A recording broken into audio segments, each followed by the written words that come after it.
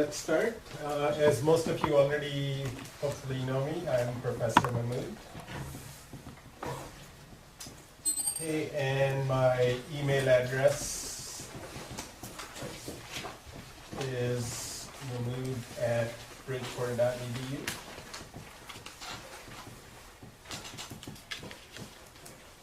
There's supposed to be somebody recording with a camera. Okay, sure. Okay, I just wanted to verify. Okay, this class, as you already know, is Computer Science 440. The official title is Windows Programming. And if you go to the catalog description, it still talks about C++, but in reality we'll be covering C# in this particular course. Okay, so we'll start from the basics of C# and go to an advanced level. Okay, so in a minute I'll give you the idea or the overview of the course, but as far as my contact information is concerned, that's the email address, and phone number for my office is 203-576-4737. Okay. Okay, office hours, I'll put outside my office, and you'll hopefully will be able to, or I'll put it on the website so that you know how to contact me. Okay, we also have a graduate assistant for this course. Is Somaya here? No? Okay. So Somaya is our graduate assistant, and I'll put her information also on the website. And I forgot to mention the course website is http://kiwi.bridgeport.edu/cs440, no spaces. Okay. So once you go over there, you'll see the handouts for the course. Okay. Because all lectures are videotaped, you guys can download these video lectures on your own machine, and so for that you will need a username and password. So username is ubstudent1. Okay, no spaces again, but ubstudent1, and password is UB, all lowercase, ubstudent 2011. Okay, so once you log in, you'll be able to access all the handouts. Also, there will already be video lectures for last year when the course was taught. Okay, so this year it's fall 2015. So I'll be creating a link for example, video lectures for fall 2015. Okay, so now there's two ways you can get the video of a lecture. You right-click on the link and save target as, and copy the video on your own machine. Okay, but because the number of students is large, and all my classes are videotaped, so if you try to download it from the server, it may be too slow. Okay, so I will put the information of the recording GA.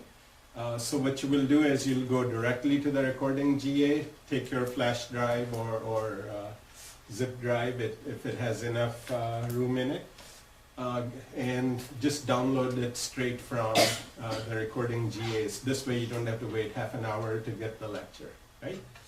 Okay, so usually our class is Monday, Wednesday. So usually by Thursday, the video lectures will be available, okay, for that week, okay. In case you needed it earlier, like I said, you can always email the graduate assistant and go and get the video lectures, right? Okay, so the benefit of the video lectures is if for some reason you were unable to come to the class, you'll still have a full recording of what was covered in the course. I highly recommend, even though you have access to the video lectures, to come to the class. Some students become lazy and say, I'll watch the lecture, but I think it's for your own benefit to come to the class, and this way you know what questions were asked, and in case you have a doubt, you can ask the questions, right? Okay, is there a textbook for the course? No textbook.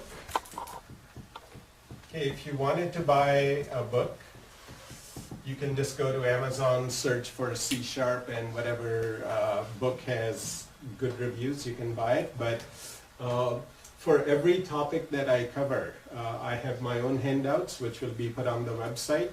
So in my opinion, they are enough. So really, you don't need any textbook. Okay. As far as the grading is concerned, everybody is interested in how will they get a A grade in the course. So the grading in the course is relative, meaning you are competing between yourselves. Okay, we will have 2 tests and 1 final. Okay, and the weight of each test will be, roughly speaking, 30%. Sorry, 25%. Okay, so 2 tests, 25% each. Okay, final 30%. So that makes it 80%, and 20% will be assignments and projects.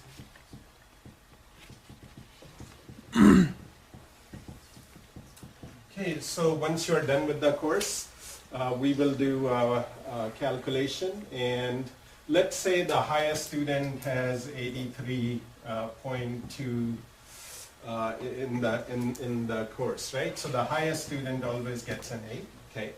Let's say the next student is 81.7, then 75.8, 73.4, 72.7, 65.8, and so on. 63. Okay. So the way I do the grading is, if you're the highest, you get an A. Everybody else gets compared to it. If you're closer to that score, the next student, because they are pretty close, also gets an A. Then I look for a gap. So if I see, for example, there's a 5-6 point gap over here. So obviously this will be the next grade level. These are all close, okay? And so again, if there's a bigger gap, this will be B+, and so on, okay?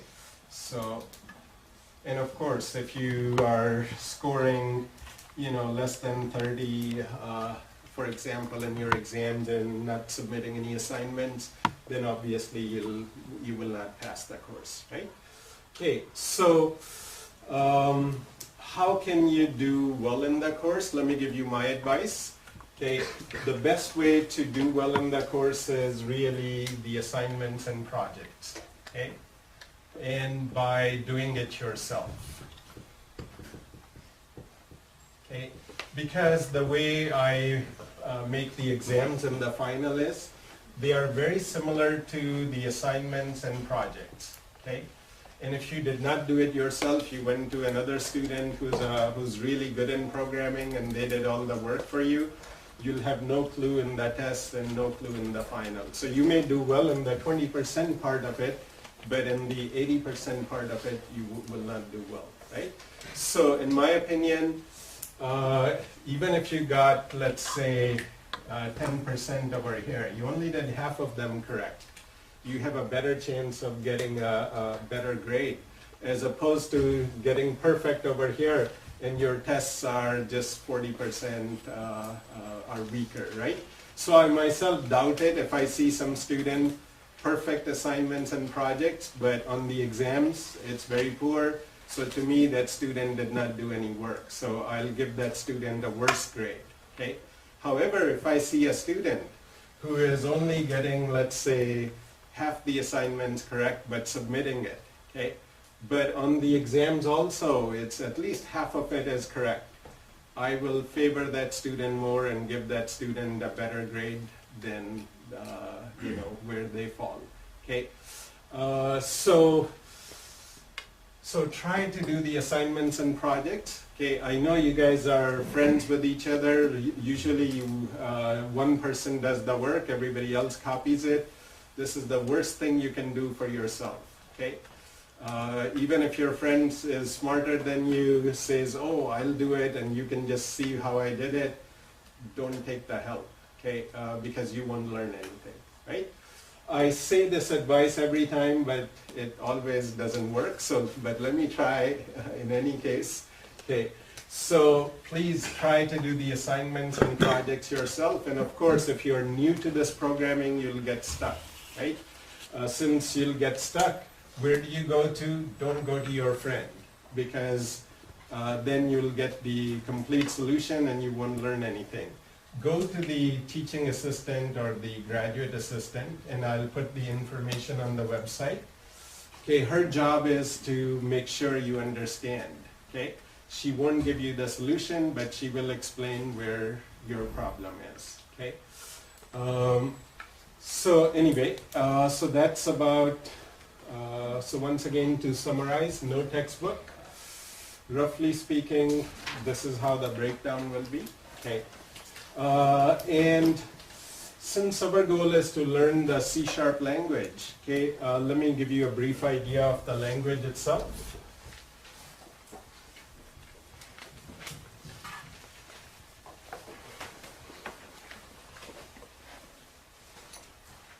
Okay, so in my opinion, a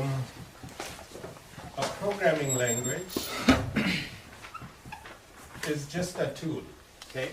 See, just like you guys, when you started your high school or your college, right? You learned how to use a calculator, okay? And why do we use the calculator? So that any long computations, rather than us doing by hand, we can get it done very quickly, right? So that's the purpose of a programming language, okay? Is one programming language better than the other? No. You can program anything in any programming language in the world, right? And there are hundreds of programming languages. So the question is, what should you learn, okay? You cannot learn all 100 of these programming languages. So the answer is, take a look at what's popular right now. Popular does not mean it's the best language, okay? However, we have to follow, you know, the rest of the world. You cannot create your own tiny environment and say, I'll just do this and then ignore the rest of the world, okay?